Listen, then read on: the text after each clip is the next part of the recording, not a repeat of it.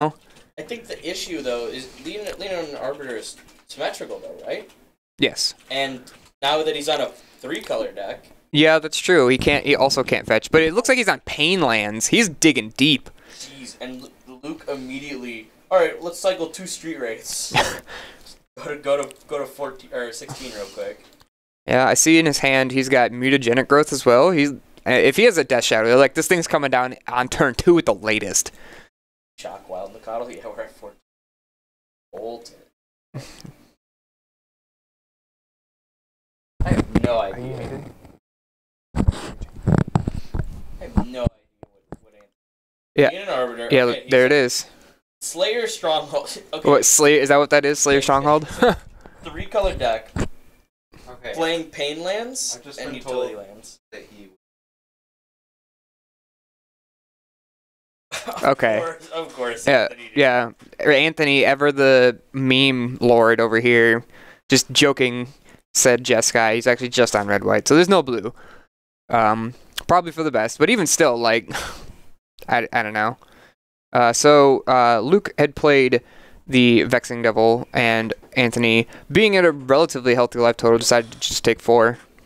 It's a lot safer here. It's different when there's like a Pelt Collector in play and like things are weird, but right now. Yeah, he's not under like a lot of pressure. Luke had already used a lot of the cards in his hand, and like done like lands and stuff. Like if he would have went like, Burning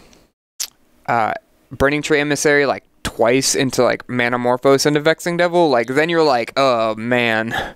But being an Arbiter and Path to Exile. Yeah, he can't search. Stupid interaction. He's just out here like playing strictly better Swords to Plowshares in Modern. Yeah, exactly. And this isn't like, I mean, that's like one of the reasons that like Death and Taxes is like a good-ish deck, is because you're playing all of these effects that are like legacy playable, but slightly worse. And with Death and Taxes, like you're playing creatures that are saying, no, they're actually just the legacy variants usually. Yeah. Alright, so over here, Luke playing Pelt Collector, basically the reason that this deck came into existence. I guess for those who don't know, Pelt Collector Zoo is a relatively new quote-unquote deck. It's always been around and been a thing, but Pelt Collector is the card that just came out in Guilds of Ravnica and allowed it to basically be that much faster, which is what it needed. Yeah, Zoo's been around since like basically the beginning of Modern. Rehashed like a billion times. Right. It was so strong at one point that they banned Wild Mikado. And then after the unbanning, the deck has been like basically like relevant after every new set and then drops off. Like something, if anything relevant to the deck comes out, boom, the deck's relevant again for like 2 months and then it's gone. Yeah, see, the problem is that it's like a creature-based deck with very little reach. You know, it's a very straightforward deck. So and unlike Burn, it's a lot easier to play around and like just stop the game plan.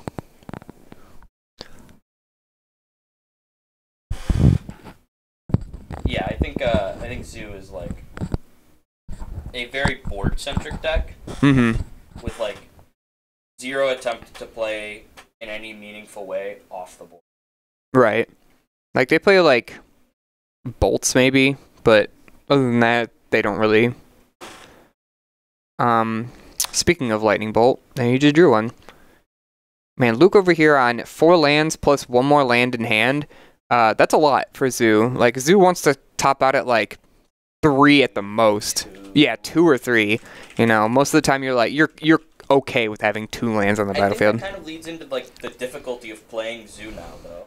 Yeah. Because you're a deck that you're playing Wild Mikado, a creature that requires you to have 3 land. 3 different basic land types, and you're playing black cards, and you're still playing cards in all of the colors. Not so much white.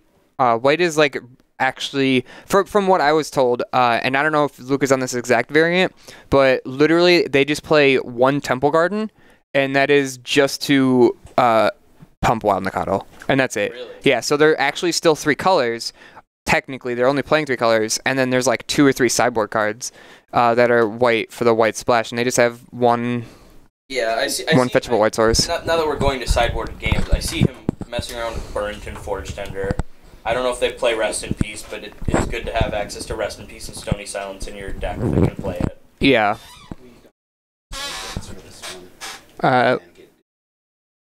Okay, so we don't have the sideboards up for you guys, unfortunately. But you know, we'll see. Hopefully, after the sideboard games, we'll see some of those cards come out. So since we started a little late, welcome everybody to chat. Thanks for joining us here at GameStorm Gaming. We are located in Lamont, Illinois, which is just east of Chicago, I believe. West. Sorry, I get my directions mixed up. Just west of Chicago. If you are in Illinois or Indiana, we have actually a lot of Indiana players that come here. But if you're in the area, come on, stop by either on Sunday night here if you're free, or you know any time. We'd love to just have a bigger community at the shop. And if you do stop in, make sure you tell John, the owner, that the stream brought you in. Yeah, we're definitely trying to see more people show up. This is like the place to be for like competitive Modern. Right. Here. Yeah. Me personally, I drive about an hour from the south. So, and I know there's quite a few people from Indiana that drive about an hour or so to get here. So, if you think that it's kind of far, sure, but there are a lot of people that also make the drive, and it is definitely well worth it if you're looking to play. We do have other events here. We do Friday nights. We do standard, modern, and draft if people are interested. Yeah, as those are the 3 FNM events. And throughout the week there are a few different events. I think Monday is Commander, I believe. We'll get that out for you for sure. Tuesday is Commander Pods. Thursday is 1v1 Commander, or I've got that flipped. Wednesday's standard game night, SCG game night. SCG game night. Come and get a token. Saturday is draft, I think. And yeah, I believe draft in the middle of the day. And there also the monthly legacy event. Yeah, and then on Sundays in the day, in the afternoon at 1, Standard Showdown when it's open. That closes for about 2 weeks. At the end of the set. At the end of the set. And the beginning. They do the draft weekend. Yeah, they do draft weekend and stuff like that. So, but there's usually an event, even when Standard Showdown isn't going on. There's usually a group of people that just show up to play anyway. Yeah. If Chad has any questions, wants to see anything, comments, questions, concerns, voice them out. We'll answer them the best we can. We're watching. We're waiting. Yeah. We're looking to please. We're here to take your call 24/7. Call in anytime. Toll free. Luke's on the play in this game. I think he's like poised to roll over Anthony. And I think he was last game too. But he needs to have a pretty like explosive start. He can't have a like turn 1 1 drop, turn 2 2 drop, turn 3 2 drop, hold up lightning bolt. Like yeah, no. He has to be like turn 1 1 drop, turn 2 1 drop 1 drop, or like burning tree 1 drop, burning tree other 2 drop. Right. Going for it. Yeah, no, going 1 drop, 2 drop, 3 drop is not the curve you need. Like you need like 1 drop with haste, or you need a 1 drop that's gonna get really really big on turn 2. So he's starting off good. He's got the Goblin Guide on turn 1. Hopefully he'll be able to follow it up and get Anthony under some real pressure, which is the thing that he was not really good with on the last game. Anthony's got a pretty key, I'm pretty sure, sideboard card in his hand, Magus of the Moon. Yes. That is gonna shut off like most of what Luke can do. Yeah, there are actually quite a few red things that his deck is trying to do, Lightning Bolt, Goblin Guide, stuff like that. Vexing Devils. But you can mostly ignore those if you land Magus of the Moon. Yeah. Because you just hold up bolts and paths. Yeah, exactly. Right now, Anthony's looking He's on the back foot for sure. Life totals wouldn't suggest that, but Luke is the kind of deck that wants to go on life totals. As you might be able to see, he has at least one Death Shadow in hand. Yeah, he's trying to like kill himself to kill his opponent. It's like mutually assured destruction. But he's trying to get them both down really quick, and then just right at the last second squeak out. Anthony was not on the play this game. No, that means Luke has missed 2, man. Oh, geez, and he's cycled 2 street rates. Yeah. So he's dug a bit and still hasn't found his land. His hand is actually very powerful. It is. If he draws the second land, he might just be able to win on the spot. If there's not a meaningful interaction on Anthony's side. But I mean, that's kind of the deck too. It plays like 18 lands maybe, and then like 4 street rates that cycle for free. Yeah. So you definitely run into that problem in this deck. So we have DJ for 1-3. So DJ, how's it going? He says, hey, what's up? And then Sir Tail Weaver, how's it going with you as well? We've already answered who is casting. Thanks everybody again for joining us here. So we have oh jeez. Oh no. Oh no. So Anthony played a second Ghost Quarter and took Luke off of the only land that he had. Yeah, with Leonin Arbiter. Yeah. Played a Leonin Arbiter, so he can't even get a basic, which I don't think that deck even plays any. If maybe it plays one. I think it mountain, plays 1, yeah. And so it doesn't even matter. Like we had said earlier, just being on one mountain is like bad. Yeah, really bad. Really bad. Now I think Anthony is just gonna like do whatever the heck he wants. Yeah, I mean this is exactly why, like, what Taxus wants to do, right? They want to tax your opponent, and like especially it's the reason that makes it a deck that pulls ahead the way that it does is that it takes advantage of the greedy aspects of other decks.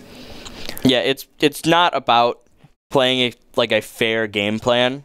It looks very fair on the surface, but what you're trying to do is punish everyone for being unfair. Correct. So personally, I've never really too much understood this, and maybe you can explain it, Jacob, but why does Death and Taxes, and pretty much every variant, play Aether Vial? Aether Vial allows you to like ignore all of the normal timing restrictions of things going on and completely ignore your mana. A lot of times you're trying to interact by having like nothing happen. You're like trying to sit there and hold up mana to do stuff and not use it to play your creatures. Aether Vial is here so that way you can blow your opponents out by doing stuff at instant speed, blow out your control opponents by being uncounterable, and completely ignore all of the mana costs on your creatures. Sure, okay. It seems good. So Luke did find a land eventually, but it was a fetch land, so he was not able to do anything with it, and Anthony is just trying to push his advantage and used his second Ghost Quarter to just blow it up right away, saying, I don't want to have any chance of you coming back from this. To be honest, I don't think there was a chance. I'm not sure why Luke is playing this out, to be honest, because I think it's just because he doesn't have enough scoops. It's just like the game's over anyway, right? Yeah. So it's not like he can just scoop and go to the next game. So it's like, if there's any kind of sliver, even if there's not, like playing it out for the next 2 minutes is not gonna, do anything. Yeah. And if there's some random chance that like something happens that he didn't predict, and he